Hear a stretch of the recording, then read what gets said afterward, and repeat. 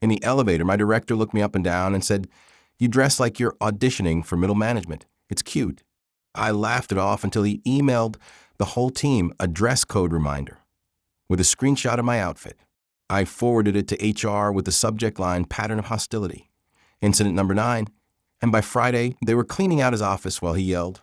I never planned on being the person who takes someone down. I just wanted to do my job, earn my paycheck, and go home without being dragged into office politics. But when someone pushes you enough times, especially someone with power, you start keeping receipts. It started 6 months ago when I transferred from our Dallas office to the corporate headquarters in Cincinnati. I was coming in as a senior operations coordinator, same title, better pay. I was excited. The building was sleek, open floor plan, coffee machines with oat milk options, fancy. But the moment I met Director Lal Benton, something fell off. He didn't even shake my hand during our first meeting. Just looked at me, blinked once, and said, "Oh, you're Rachel." Like he expected someone different. Maybe taller, maybe blonder. I didn't know. But from that moment, I could feel it. The low hum of condescension every time I opened my mouth. I told myself to ignore it. I had rent, student loans, and my little brother's college books to help with. I wasn't here to make friends. But over time, Lal made ignoring him impossible. He never called me by my actual title, just Rachel from Dallas, like I was some intern who got lost. Every time I presented during meetings, he'd lean back in his chair, arms crossed, and smirk like he was watching an episode of The Office. He'd interrupt me to clarify things I already said, rephrasing my exact points as his own. And once when I corrected him, with a spreadsheet on screen proving he was wrong, he muttered, feisty, under his breath. I didn't say anything. Not then. The second incident came during a department happy hour. Everyone was tipsy, laughing, and Lyle, drunker than most, got close enough to me that I could smell the whiskey on his breath. He leaned in and whispered, "You're a lot more ambitious than I expected. Just don't get too comfortable. You know how women get." Again, I didn't say anything, but I started keeping notes. Every time he made a snide remark. Every time he accidentally left me off an email thread. Every time he questioned whether I understood the context. Every time he told me I came on a little strong. I wrote it down. Dates, times, witnesses. At first, I didn't know why I was doing it. Maybe just to convince myself I wasn't going crazy. But then came the elevator moment. It was Wednesday morning. I wore a navy blazer, white blouse, dark jeans, and ankle boots. Clean. Professional. I even had a simple gold necklace, nothing flashy. Lal stepped into the elevator with his coffee, looked me up and down slowly, and said, "You dress like you're auditioning for middle management. It's cute." I fake laughed, because that's what you do when a man in power insults you wrapped in a compliment. Then I walked out, heart pounding. When I got to my desk, I saw the email. Subject: gentle reminder about dress code. Let's stay sharp. And there it was. A blurry screenshot from the security cam in the elevator of me, my outfit, circled in red. His message read, "Professionalism starts with appearance. Let's lead with excellence." The room was dead silent after that. People looked at me, then quickly away. I didn't cry. I didn't respond. I opened a new email to HR. Subject: Pattern of Hostility, Incident number 9. I attached a Word doc, 4 pages, labeled and time-stamped. I referenced company policy on workplace harassment, gender-based hostility, and abuse of authority. I didn't yell. I didn't threaten. I laid it out calmly and clearly. I didn't sleep much that night. Thursday passed quietly. No word. Lal didn't look at me. Our VP, Monica, passed my desk twice and didn't make eye contact. Then Friday came. Around 11:45 a.m., while most people were out for lunch, Lyle's door slammed open. Monica and 2 HR reps walked in. 30 minutes later, they walked out. Lyle was red in the face, yelling about witch hunts and innocent jokes. People stopped pretending not to look. Phones came out. Someone was filming. Security showed up around 12:20. He was still shouting as they escorted him out, box in hand. I didn't say a word, but when he passed my desk, he looked me dead in the eyes and said, "You think you've won? You don't even know the game you're playing." Then he was gone. That afternoon, Monica sent out a company-wide email about maintaining a respectful environment and holding leadership to the highest standards. HR scheduled optional one-on-ones, for anyone who wanted to discuss leadership behavior. Suddenly, my inbox was full of names, people who'd had their own experiences with Lyle, some worse than mine. The silence had never been mine alone. That should have been the end of it. But the story didn't stop there. After Lyle was escorted out, the office changed on the surface. People were nicer. Some coworkers I barely spoke to started inviting me to meetings or looping me into group chats. I started getting CC'd on projects I was previously shut out of. It was like they were all trying to erase the months of ignoring me. I played along, but I didn't forget. Not one of them stood up when I was being singled out. They only acted brave after someone else cleaned up the mess. HR kept thanking me for coming forward, but they never used Lyle's name. They just called it the incident. They want it buried fast. No lawsuits, no bad press. Just shuffle things around and pretend everything was okay. But it wasn't. 2 weeks after he was fired, I got a message on LinkedIn. It was from Dana Keller, a woman who used to work in our Boston office. I didn't know her, but the message was short. I heard what happened. You're not the first. Let me know if you want to talk. We scheduled a call that night. I sat on my bed, phone pressed to my ear, and listened as she told me how she left the company a year ago because of Lyle. He wasn't just a bad boss. He had a pattern. She reported him for touching her shoulder during meetings, calling her sweetheart in emails, and once, when they were traveling for a regional meeting, trying to get her to meet him at the hotel bar. HR said they'd handle it internally. A month later, she was reassigned to a dead-end project with no team. She left 6 weeks after that. And here's the twist. Monica, RVP, the one who fired him, she knew. She was on the email thread Dana sent back then. She was CC'd. She never replied. That changed everything. At first, I didn't want to believe it. Monica had seemed different. Calm. Professional. She'd acted quick when I filed my complaint. But the timeline didn't lie. She knew who Lyle was long before I ever met him. And she let it continue. I told Dana I'd call her back. Then I pulled up the old company org charts and started connecting dots. In less than an hour, I found 4 women who had all worked under Lyle in the last 5 years. 2 had transferred. 1 left suddenly. 1 had her title quietly changed with no explanation. I sent messages to each one. 3 replied that same night. Every one of them had a story. And everyone had Monica's name somewhere in their trail of HR responses, approvals, or silence. I printed everything.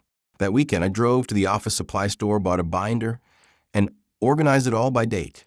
I wasn't looking for closure anymore. I wanted accountability. Lyle was gone, but he didn't work alone. The silence around him had been allowed, even protected.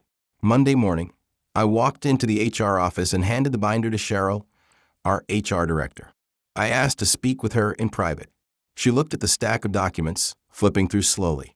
When I told her Monica had ignored past complaints, her face dropped. "This is serious," she said finally. "I'll need to involve corporate ethics."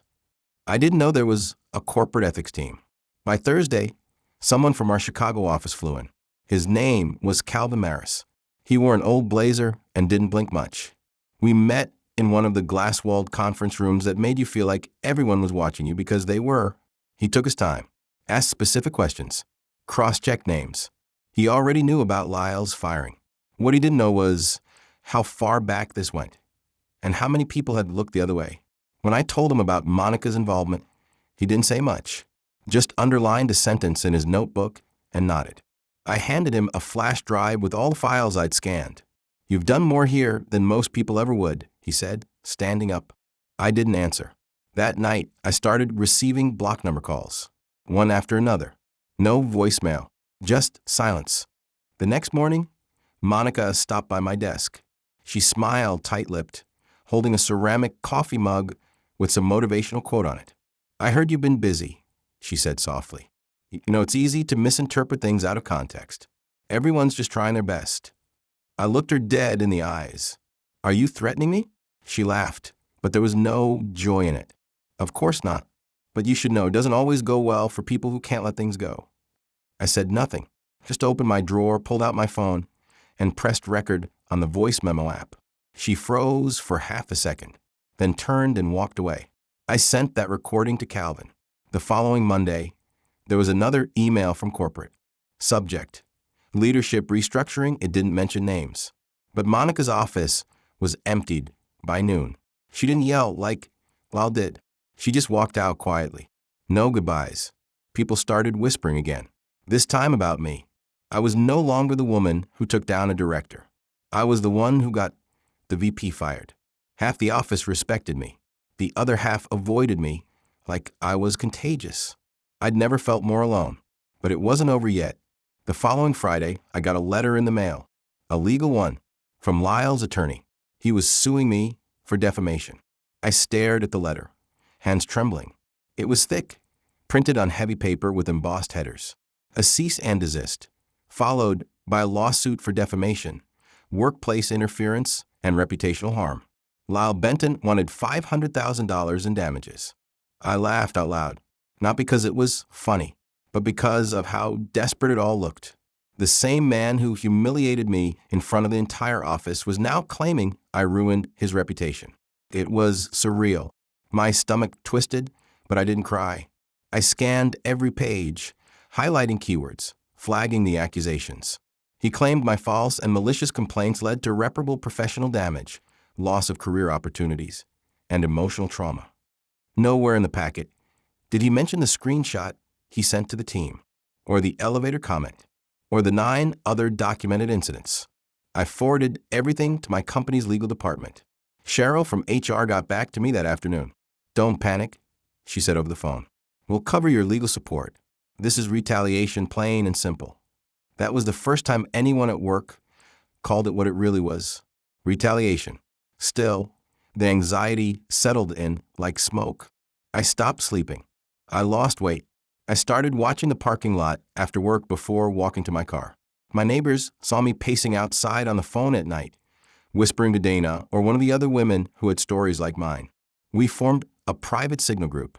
We called it Blackout Folder. Dana, Sophia, Elena, and 2 others, Rachel number 2 and Bree, began digging deeper into old contacts, former coworkers, and LinkedIn threads. It turned out Lyle had been pushed out of 3 other companies before this one, all under vague circumstances. There were gaps in his job history. One woman had an email from 2016 where Lyle used the same kind of dress code comment about her blouse. Only that time it was personally emailed to her with a winky face emoji. We created a shared Google Drive folder with everything. One woman found a contact who used to work in his old company's HR department. Another got an anonymous tip about a former assistant who'd been paid to sign an NDA. It was all starting to paint a much darker picture. Then another twist.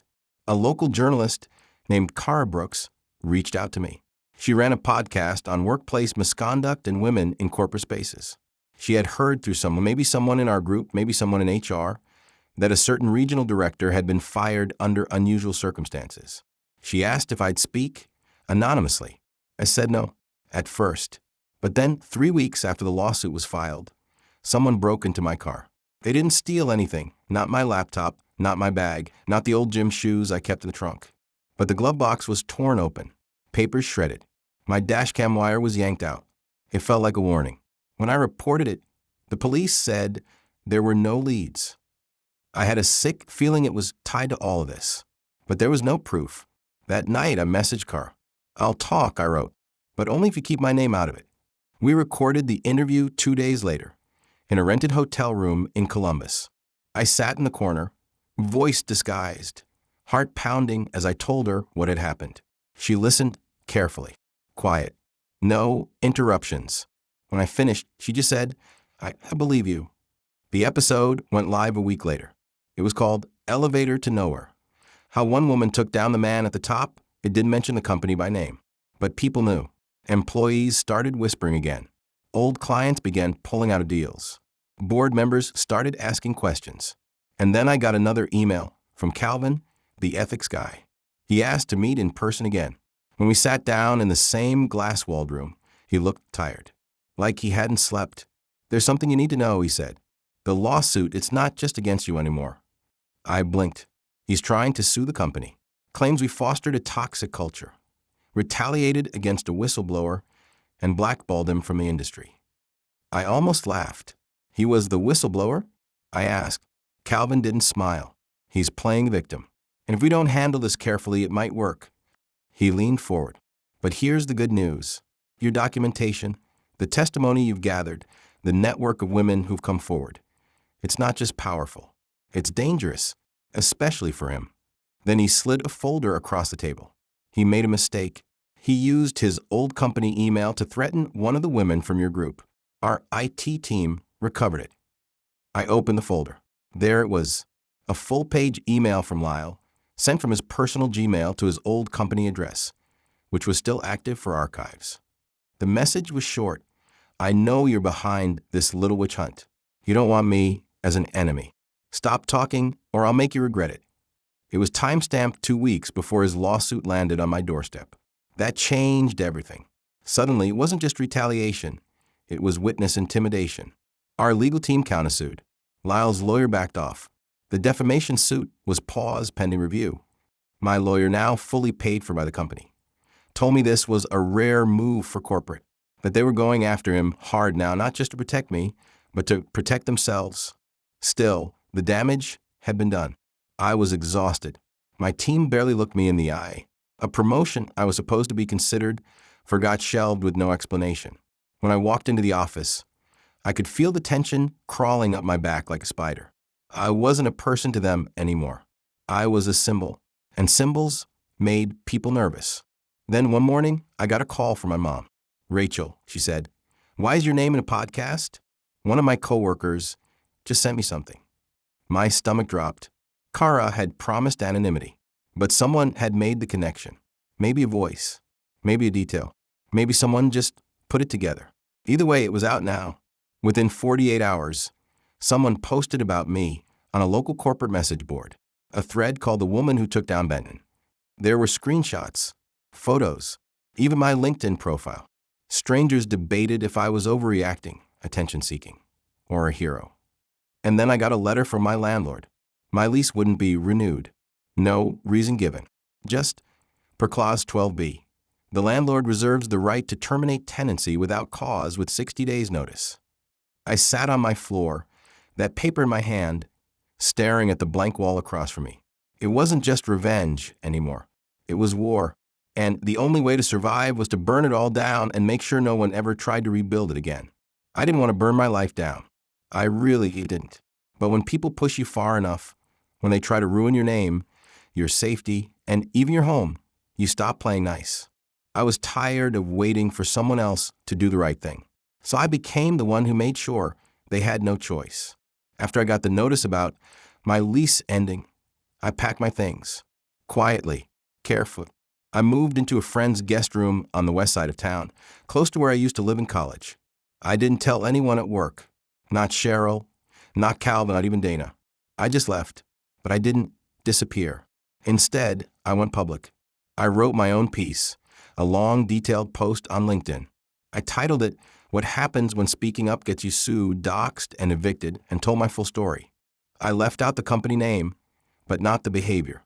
I posted screenshots of emails. The elevator screenshot, his comments, the fake lawsuit, even the voice recording of Monica. And I ended with this. This is not about revenge. It's about survival. And for too long, survival has meant staying quiet. Not anymore. Within hours, it was viral. People started tagging companies, reporters, HR professionals. My inbox blew up. A week later, the post had over 900,000 views. Kara did a follow-up podcast episode. She used my real name this time, with my permission. That was when everything truly fell apart. See, I've been careful. But Lyle hadn't. Turns out, while he was trying to sue me for defamation, he'd also been cheating on his wife with 2 different women. One of them was from his old company. The other, his neighbor's daughter, 24 years old. She had texts, photos, Venmo receipts. She heard about my post and reached out to Kara, offering proof of the affair if she stayed anonymous.